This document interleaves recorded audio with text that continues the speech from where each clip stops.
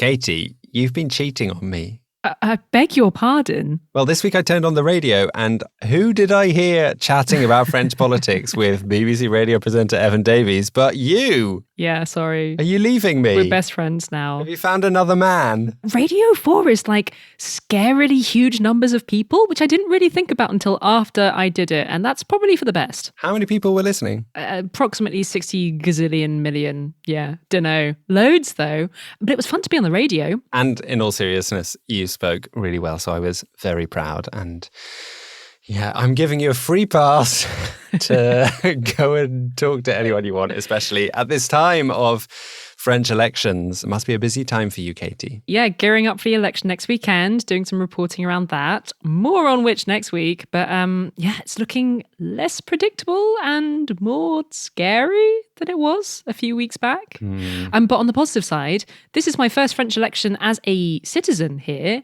So I finally get to vote. And it's going to sound really nerdy, but I'm quite excited about voting because the voting system is so different from the UK. And I've never had a direct vote for a president before, and it's exciting. So I think I'm pretty much the only French person who's actually excited and looking forward to Sunday because it's been a quite depressing campaign. But I'm happy to be taking part. Also, in France, they give you these little voting cards, and each time you vote, you get a stamp. It's like a loyalty card at a coffee shop. Is there any reward when you've had 10 elections? Vote 10 times, get one free vote. No, I don't think it works like that. It seems kind of pointless. It is fun, though. In the Netherlands, they give you a free red pencil every election. Actually, I think maybe they don't do that. Maybe you're meant to return them, but I always just take them. Busted. But today, we are not talking about French elections. Today, we are going to be looking at something completely different, at the Finnish school system. We're going to be looking at why Finnish education seems to work so darn well. Pasi Sahlberg is a Finnish educator and scholar, and he will be joining us later on in the show to help us unpick some of the reasons behind Finland's celebrated schools. That's coming up in a bit. But first, it's time to dive into Good Week, Bad Week. Good week, bad week. Who's had a bad week? Well, deep breath. As many of you may have heard, Viktor Orbán's Fidesz party had a huge victory in last weekend's general election in Hungary.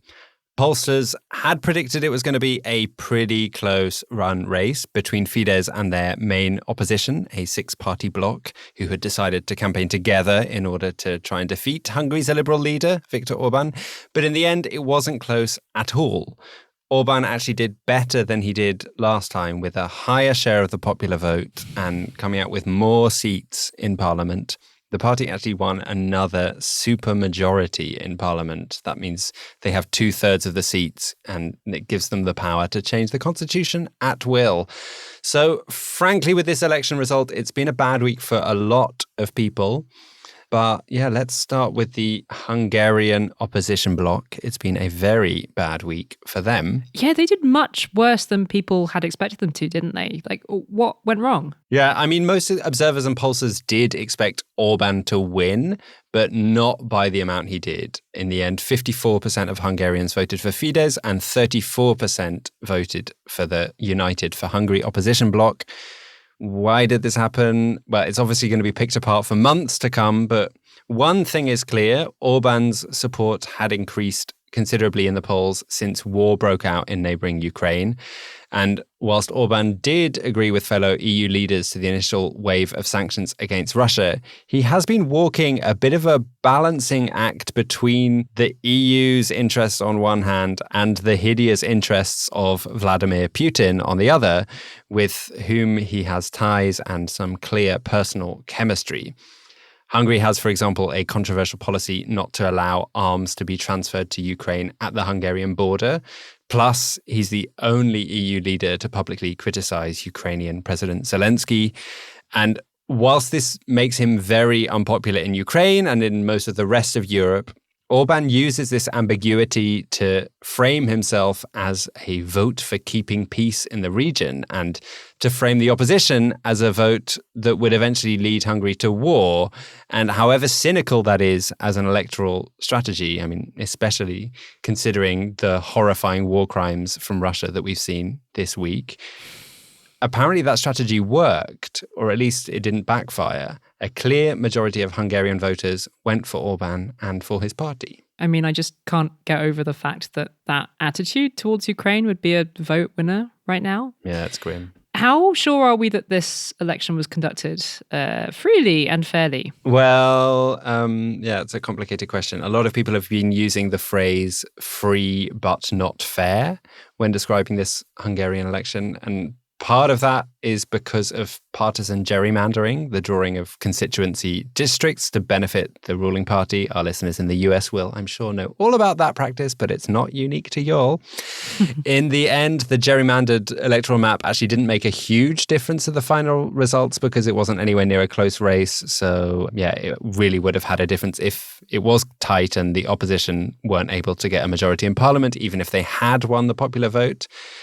But there were other problems, and the opposition immediately accused Orbán and Fidesz of cheating after the results came through. And there are allegations of vote buying and illegal busing of voters. And there was actually a big team of international observers from the Organization for Security and Cooperation in Europe that came to look and see how everything was running. And whilst they said that actually voting was well run, they were strongly critical about problems with the fact that it is not a level playing field in an election in Hungary, highlighting a few things, including the blurred lines between the state and the ruling party, as well as the lack of balance in coverage of the campaign. And yeah, that's a key thing, as we've talked about many times on this podcast. Orbán and his allies have significantly altered the Hungarian media landscape and made it pretty difficult for independent and critical voices to be heard. And it goes without saying that this makes it just very difficult to have fair elections. It's also worth mentioning that this great hope of a unified Hungarian opposition had a really difficult job in finding a way to campaign together. They were a group of 5 main parties, ranging from socialists to former fascists, with everything in between. Broad church. So it was always going to be difficult to present a unified and clear message, a tangible alternative proposition to what Fidesz was offering that wasn't simply based on being anti-Orbán or anti-nationalist. But it was this glimmer of hope for so many Hungarians that the fragmented opposition coming together would mean finally the end of Orbán, who had just won the last 3 elections in a row. And I know a lot of Hungarians who support the opposition, who support democracy, are absolutely devastated this week because it's also a bad week for democracy in Hungary. I think there's no beating about the bush there. Hungary is already described by Freedom House as a transitional or hybrid regime in their democracy index after a steady decline in democratic norms over the past 10 years, all thanks to Orbán. So what does all of this mean for Hungary's relationship with the EU now? Because it's not like Orbán has been the most popular EU leader over the past few years. Yeah, you can definitely say that. And it's definitely been a bad week for the EU too. They now find themselves in a pretty tricky situation. They have to deal with the fact that Hungarians re-elected this leader who frankly doesn't seem interested in the key ideals of the European project at all. And the EU has been facing a lot of criticism for not having been tougher on Orbán up until now and for continuing to pump billions of funds into the country whilst Orbán breaks down democratic norms bit by bit. They did at least withhold the release of the billions of euros allocated to Hungary as part of the huge COVID recovery fund based on corruption concerns. They will have to decide eventually whether or not to release that money to Hungary. That's going to be a big decision. And on the one hand, it might seem like a no-brainer for the EU to get tough with Orbán, but on the other, the EU is desperately craving unity in this time of war. And Hungary could use their votes within the EU to veto quite a lot of things that the EU want or need to get through. So a lot will depend on how Orbán decides to position himself now. He has this renewed mandate. And actually, a lot will also depend on how Poland position themselves, another country who have been criticized for their own democratic backsliding.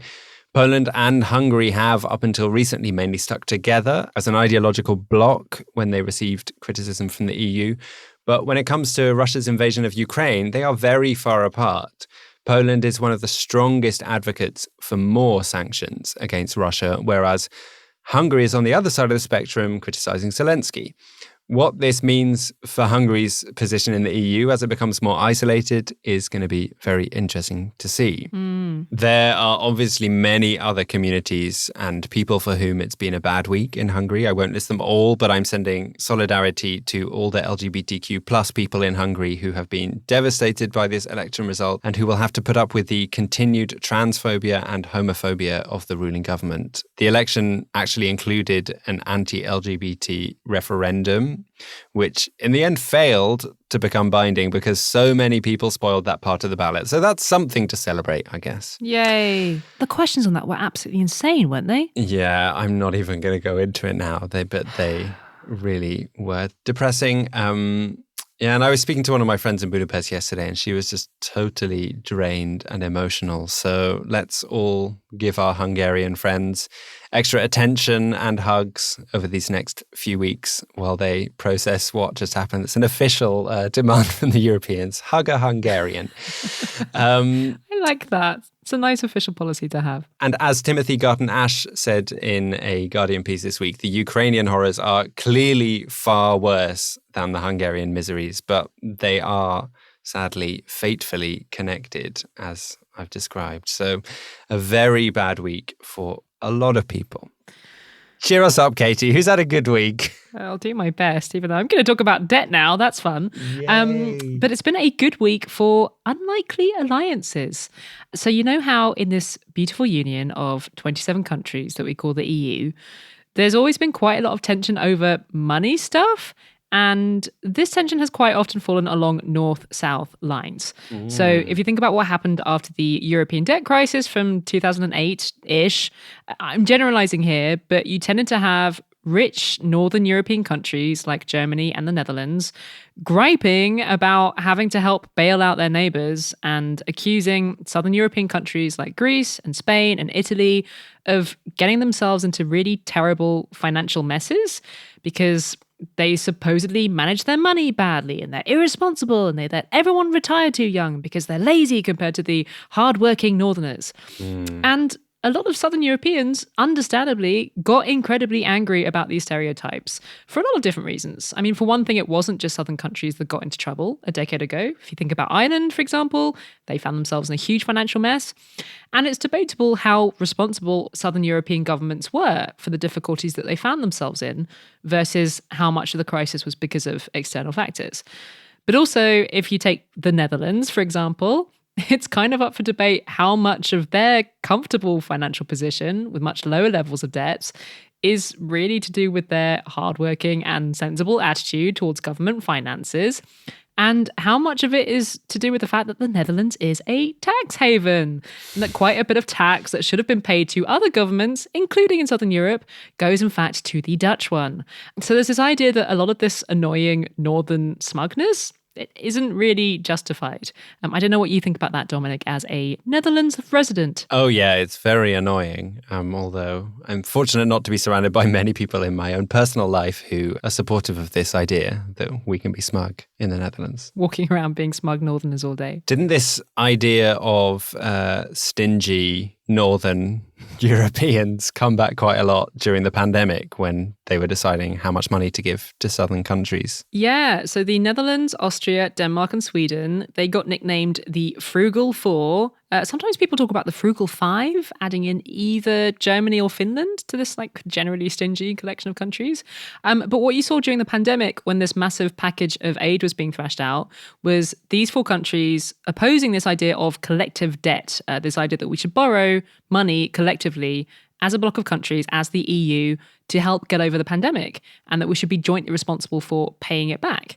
This is, in the end, something that we are doing for the first time, and it was seen as a pretty big moment. But I'm getting really off track. All of this is background to the fact that this week we saw quite an unusual pairing of countries coming together to jointly call for some new financial reforms. And those countries are Spain and the Netherlands. That is an interesting and surprising combo. What have they actually come together to suggest? Okay, it's kind of specific, so bear with me. Basically, both of these countries think the EU should change its rules on the speed at which countries need to pay their debts back. because at the moment it's kind of a one-size-fits-all policy. So the Spanish government, for example, has really big debts. I think last year it was 118% of GDP, which means that they owe more money than the entire Spanish economy can produce in a year. And to be fair, quite a lot of EU countries are finding themselves with more than 100% debt at the moment because everyone's had to borrow like crazy during COVID. But if you compare Spain to the Netherlands, Spain's debt is 118% of GDP. The Netherlands is only 52%. So it's still, a ton of money, but it's way less compared to the size of the country's economy. And actually, with Spain and the Netherlands, we really are talking about economies that are pretty similar in size. They are the fourth and fifth biggest economies in the EU. Now, even though Spain and the Netherlands have vastly different amounts of debt to pay off, it is down in the EU rulebook that all countries in the EU are supposed to be trying to reduce their overall government debt by a fifth each year, until they can get it down to 60% of GDP. Okay, so the Netherlands have already reached that target because they're already under 60%. Right. One thing worth pointing out also is that it's not even necessarily a terrible thing for a government to have this level of debt. So if you look at Japan, for example, their debt is about 250% of GDP, and they're one of the richest countries in the world. They tend to tick along okay. So Spain, in this situation, might rightly be asking, do we really, really need to reduce our debt this fast? Is it really that urgent? Because the fact is that if you want to reduce this mountain of debt, you're either going to have to raise people's taxes or you're going to have to spend less money on public services. So if you're going to listen to these EU rules and reduce the debt by a fifth a year, that is going to feel much more painful for a country with really big debts than it's going to feel in a country with much more manageable levels of debts. It forces austerity, and austerity is, of course, something that has caused a huge amount of resentment over the last decade or so. This idea of some European countries having to starve their public services to pay off debt. So it does feel like quite a big step to have a country, this stingy Northern European country like the Netherlands, agree that Spain shouldn't have to decrease their debt at the speed that the EU have been saying. That's like quite a big deal, no? Yeah, it does feel like a big deal. And something I should point out is that the EU in general has been really lax over its debt rules over the last few years and really not enforcing them because, frankly, everyone's finances are in a total mess.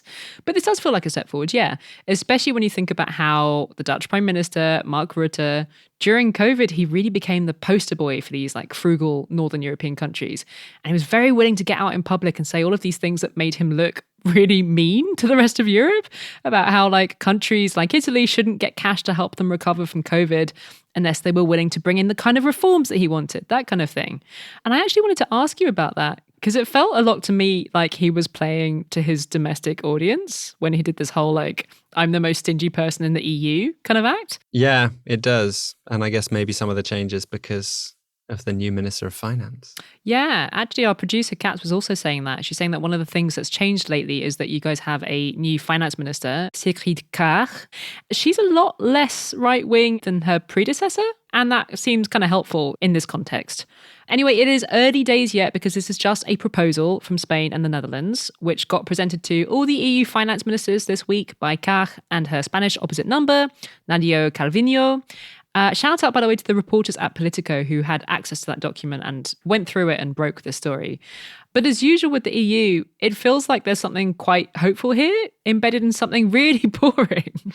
Because there's such a history of bad blood on talking about debt in Europe. I remember when I was working in Greece, I would like pick up newspapers and there would be cartoons in there of Angela Merkel in a Hitler uniform. Because there was just so much resentment over the way that people felt like Germany especially was forcing this really punishing austerity on Greece.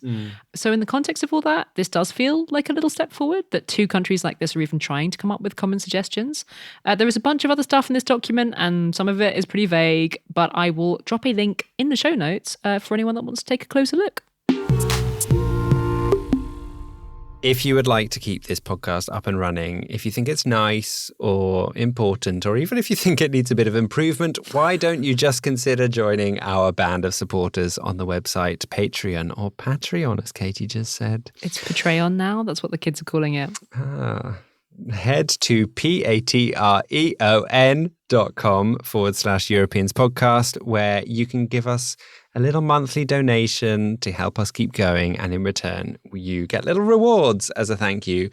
Nothing that impressive or flashy, to be honest, but things that people do seem to like personalized voicemails from us or postcards from Paris and Amsterdam. I'm actually also down to the last few Angry Macron tote bags, and it's been suggested that the new bag should have, do you remember that picture of Angela Merkel screaming and covered in birds? Oh, yeah. That's a really good idea. I'd become a Patreon if we could give out those bags. You can't become a Patreon to yourself. It's very weird.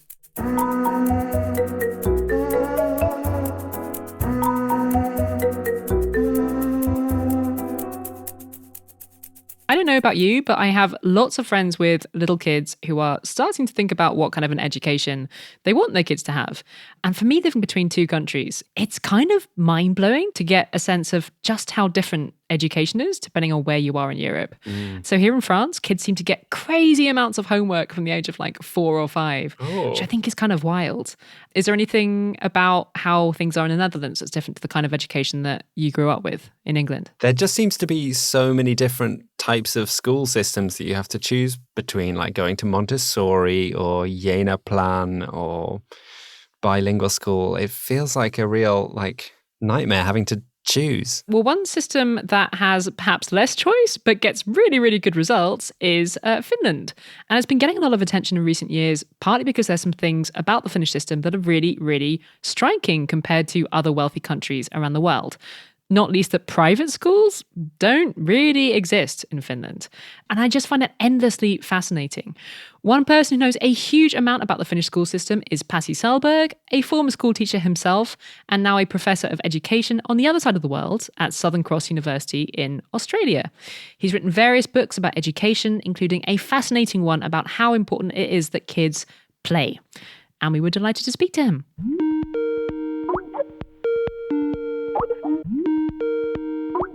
You moved to Australia with your family a few years ago, and that meant having to decide how to educate your kids there. How was that decision different from how it might have been for a family making the reverse decision and moving to Finland? It's a world of difference. It's almost the difference is as big as the distance between Finland and Australia. I think if you live in the Nordic countries anywhere, not necessarily just Finland, you don't need to worry that much about where the good school is or whether you can afford education. Here in Australia, everything is different. First thing is that you need to find what people here call a good school. And then the next question is whether you have enough money to pay for that. Everybody pays for education, even in public schools. And of course, in many European countries, and certainly in Finland, that's not the case. So are private schools not an option in Finland? We have one private school, meaning that it's fully funded by the tuition fees, and that's the Helsinki International School. But all the other schools are 100% funded by the government.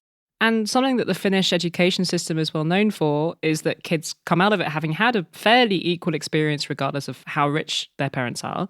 And obviously, the fact that private schools don't really exist is one way of doing that. But how else does the Finnish system help to kind of level the playing field between kids from different economic backgrounds? What we do in Finland is pay much more attention to kind of a personalized education, an individualized education, looking at the individual circumstances of kids and their abilities to learn, where they come from, and then the education system is trying to early on support and help, especially those kids who need more support and help. And that's not the case, for example, here. It's a much more underdeveloped, this idea of trying to prevent the issues and problems that kids have. And it's often parents' issue. If your child is not going well in the school, it's, so parents have to take care of that. But then there's a whole set of other things that especially the Northern European societies are paying much more attention to young people outside of the school. We have a specific youth policies that we don't really have here. In a very early part of the kid's life, when they are born, parents have very favorable parental leaves and support, and early childhood education is fully funded in a big part of the Europe, which is not the case here. So what I try to always tell people is that the education system is one thing that can try to equalize some of those things, but many of those things, unfortunately, are without the reach of education because they happen before the kids go to school or when they are outside of the school gate. And this is where many European countries are much ahead of places like Australia or the United States. I think when people hear about individual attention for pupils in school, a lot of people will see dollar or euro signs and think that sounds really expensive. To what extent is that true? To what extent has money been one of the big reasons for Finland's educational success? If you simply look at the money in the OECD standards, it's also very cost productive in a sense that you get a lot of out of the euro that you put in the education, that the spending overall in Finland is about the average. If we look at the proportion of the national wealth that countries have, it's much more about where the money is spent rather than how much money is spent. Something that's really striking in Finland is that you have to have a master's degree to become a teacher. How do you think that requiring teachers to be really highly trained in this way changes the way that they're seen in society? It's a really good question, because often people say that you don't need a master's degree to teach in a kindergarten or primary school. And that may be true, that you don't need to get 5 years or 6 years of academic education for that. But what will not happen if you have lower requirements for teacher credential than master's degree is that often young people look for more ambitious and challenging academic programs, and they want to do some real stuff like what the lawyers and doctors and engineers and architects do. We understood that early on in Finland, if we want to have the teaching profession as competitive and attractive for young people as medicine or law or any of those other things, the basic starting point is to make sure that the students study the same similar degrees at the same level of academic requirements. Do you think this successful school system in terms of literacy and numeracy, of course, brilliant things, do you think it also creates a fun atmosphere for children in school? Do you think kids in Finland enjoy school more than other places? Certainly, there are a lot of kids who don't enjoy school. And, Finland is suffering from the same thing that all the other countries in Europe or here, that the older you get in a school, when you go to high school, your true engagement in what's going on in the school declines. So Finland is not that different. But I think that since the education in Finland is not giving that much attention to numeracy and literacy and measuring and testing those things and saying that you're good in school if you're good in math or reading or science, that the Finnish way of telling children what it takes to be good is much more broader thing, that you can be good in school by showing some interpersonal skills or social intelligence or emotional engagement to things, simply being a good person. And I think that is helping a little bit, particularly the primary school and maybe the early years of high school. You've written quite a lot, I think, about why play is so important for children's growth and development, and how that is to some extent built probably better into the Finnish education system than some others. Why is play so important? Why not? That's the normal way of children to, make sense out of the world. And if you don't mind, I would actually say that this is the wrong question. I think we should be asking that, why is it a problem when the children don't play anymore as they should? There's enough evidence from all different areas of human life how more play can benefit children's development, their health and well-being and happiness and many other things. Europeans understand this very well, that play is a human rights issue, and we should not challenge and ask whether it's good or bad. It's a human right for children. And we all Europeans, we have signed this declaration of the right of the child that basically says that every child has a right to play. Well, it kind of makes me want to go to school in Finland, do it all again. But surely it can't all be great. Are there any things that you think really aren't working in Finnish schools? Yeah, there's no perfect education system. And this is, if anybody thinks that Finland is a kind of an educational El Dorado where everything is just shiny and rosy and there are no issues. And of course, there are problems. One big issue has been since the last financial crisis that hit Europe really badly in about 10 years ago, funding of education is not at the level where it should be. And at the same time, we have much more diversity and we have many more children who come to school with the challenges and special needs, and at the same time the funding has been in decline. I think that that's one challenge of Finnish system, is that at the system level, the resources that go to schools and classrooms during the last 10 years has not been what it should be, given at the same time, the 2015 migration crisis that brought tens of thousands of kids in Finnish schools and classrooms was not really noted by providing new resources. The other one is that Finland, just like many other countries, is now experiencing kind of a challenge of the teaching profession that has been until recently like a number one career choice and option among many young Finns, but it seems like it's not so much anymore, that there's something happening in the schools and the teachers' work that the Finns really need to work out how to make sure that the teaching continues to be seen as a important and valued thing. There's a set of challenges that the education system is experiencing. Some of them can be fixed by simply adding funding, a little bit more resources, and again, making sure that they are spent on right things. But then there are things that the schools need to do to make sure that when the kids, when they come to school, that they feel engaged and that they feel that the place is designed for them to learn and make sense of this crazy world around them, rather than that they see school as a place where adults work. It feels like people started getting really interested in the Finnish education system a couple of decades ago because it was doing really well in this international ranking called PISA, which is a ranking of how 15-year-olds around the world are doing at reading, science and maths. Am I right in thinking that Finland has since slipped down those rankings a bit? Why is that? And does it even matter if they've slipped down those rankings? Yeah, everybody has been come down. Those who start high, like Finland and South Korea and China now and some others, of course, it's much more dramatic, this decline. But, of course, there are things that, make Finland also declining or dropping down faster than others. Many of those things we don't know exactly what they are. My favorite theories is that if you were in Finland 15 years ago and you ask teenagers, they're 15-year-olds who take this PISA test, do you have a smartphone? How much time you spend with the screens or gaming and those things? The answers would have been a few hours and, I don't have a smartphone. Now everybody has a phone and, Finnish kids are probably spending more time with the gadgets than kids in Germany or France or elsewhere. And that's, boys don't read anymore. Kids have all kinds of issues with focusing on things that require longer attention spans. So there are a lot of things that can explain this thing everywhere. Most children actually find things like mathematics that requires a lot of thinking and concentration, science that does the same thing, even reading a book, that you should sit down and read a book, have become extremely difficult, demanding things to do. And it's often because of the changed habits of we want to get everything quickly and fast. And, the pace of media and technology is such a different thing that the kids are just simply learning and adapting to this world of knowledge in different ways. But to be honest, I think in Finland, that's not such a dangerous topic at the moment, the PISA results. I think it's much more important to try to understand how we get kids back to school so that they're engaged and feel emotionally, part of this community. I wanted to end by asking you about whether you think the world is noticing how well the Finnish education system is working. Are countries learning from these successes, do you think? I think the world has definitely noticed that Finland has been doing quite well in these international comparisons. But I think we have also learned that it's fairly difficult to transfer the system or even parts of the system from one country to another. And I think that there have been a lot of disappointments in this respect during the last 20 years.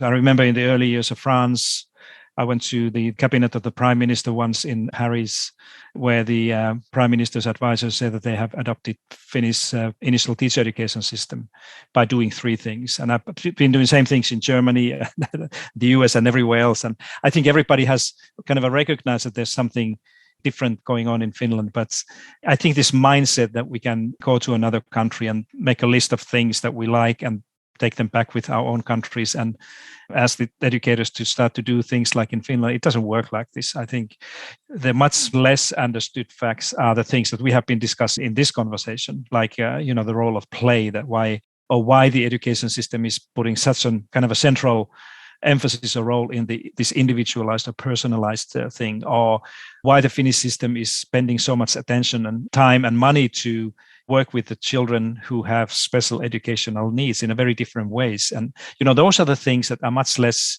recognized because they are often invisible things. And what are the visible things are what the school building looks like, or how many kids you have in a classroom, or where do you train your teachers? Those easy kind of low-hanging fruit are the things that people often think are the essential parts of the Finnish model.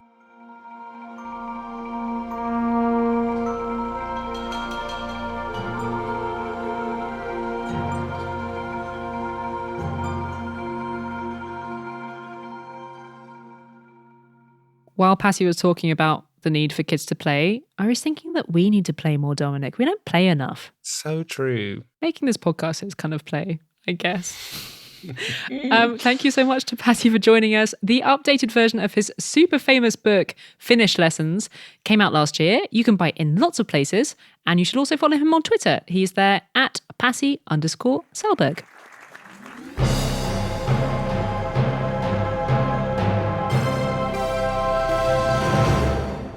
So we've been gone for a little while you've been on the farm. What have you been enjoying while we've been away?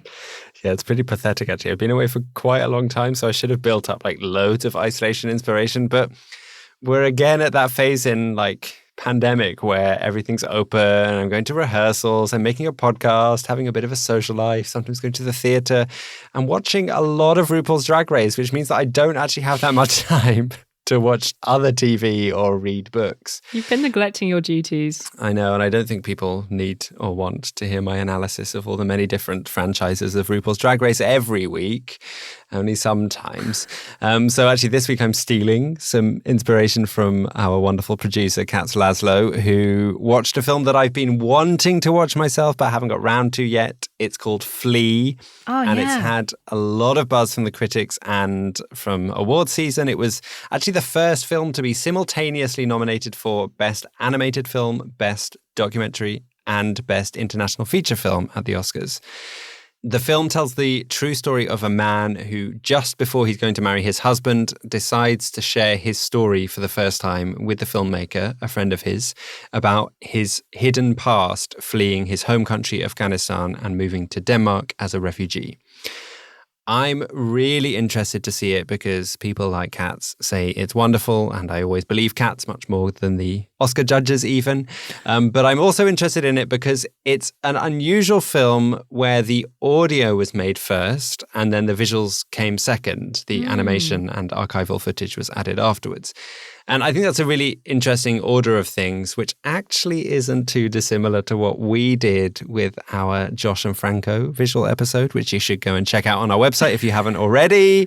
Yeah, I'm hoping to watch Flea at some time soon. And you probably are too, Katy. I cannot wait to watch it, yeah. What have you been enjoying? Well, given the week that it is, I thought I'd share a couple of my favourite French election podcasts with you. One is in English, one is en français, and the English one is Talking France. It's made by the good people at The Local, a really excellent English language news site, which a lot of you will know. And it's really great. They've been putting out the podcasts every Tuesday, and it's well worth going through and binge listening the back catalogue. It's a mix of interviews and analysis, and it's fun, not too serious, most importantly. Most importantly. Well, as long as it's not serious. Fine. It's also really informative. Blah, blah, blah. For you francophones out there, I really want to recommend Parole de France, which is a podcast by Cluster 17, who are a polling agency. And what I find really fascinating about this polling company is that they basically think left and right isn't a useful way to think about politics anymore. So they've come up with 16 different clusters, in inverted commas, of different opinions and outlooks on life, depending on how you feel about things like, I don't know, high taxes and gay marriage and smacking children. And actually, I really recommend that everyone does the quiz to work out what cluster they're in. Because I read the summary and it was like freakily accurate. It was like looking in a mirror, like right down to things like, you probably have an immigrant parent. I was like, how do they know that? Whoa. Crazy. Is it in French though? It is in French. It'll be good for your French. Okay. Anyway, each of these podcasts is an interview with someone from each cluster. And it's just really fascinating. They're like nice little insights into random people's lives all across France and how they think. So if you speak French or if you're learning French, I really recommend it. Parole de France.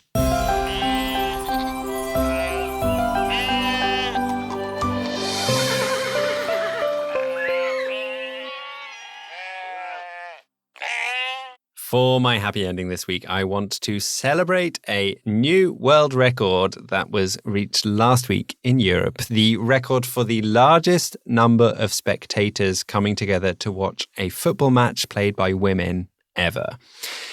It was a match between two old rivals, Barcelona and Real Madrid, a clash traditionally referred to as El Clásico, a rivalry that actually has historical roots that go back to the time of Franco's dictatorship. And I really recommend heading to the El Clásico Wikipedia entry actually to find out about that history. And I found out a lot of interesting things about Barcelona club's position as a symbol of Catalan resistance against Franco. But back to the present for a minute, 91,553 fans came to watch this match in the Camp Nou Stadium. The previous attendance record for a women's football match was at the World Cup in California in 1999. So breaking that record finally is seen in the industry as giving a significant boost to women's football. And There is a hope that this enthusiasm around this match will help create even more momentum and allow women's football to continue growing. Barcelona in particular have received a lot of praise for investment and promotion of their women's team. And it was Barcelona that won this match, allowing last year's champions to progress to the semi-finals of this year's Champions League. I was talking to producer Kat Laszlo, who is now officially our sports correspondent as well as our arts correspondent. She's done a lot this week. Poor Kat. I know. And she did grow up in Barcelona. So she was an interesting person to talk to about it. And she actually had a really beautiful reflection after watching the match, which I wanted to share with you. She said, it was so especially extra joyful and moving to watch these two historically opposing teams being rivals, but also women taking the center stage in a sold-out stadium, the biggest stadium in Europe, after all of the misogyny of Franquismo, making women's history together. We will be back next week, post-French election. We'll be back in your feeds next Thursday with a little debrief on that, probably, as well as assorted other wafflings, as per usual. In the meantime, you can find us on Twitter at EuropeansPod and Instagram at EuropeansPodcast. If you want us on Facebook, then come join us on Patreon. Oh yeah, we're exclusive now. Deluxe. Katy, you're actually coming to Amsterdam this week, aren't you? I'm very excited. What have you got planned for me? Oh, I'm going to take you to my local taco place. Well, I'm very excited to see you and our football and film correspondent, Kat Laszlo. Yes, who is one of our producers, as is Wojciech Oleksiak. The show was also produced by you, Katy Lee, and we are members of the Are We Europe audio family. Go and check out their other offerings at areweeurope.eu/audio-family. See you next week, everyone. Hi. Adeo.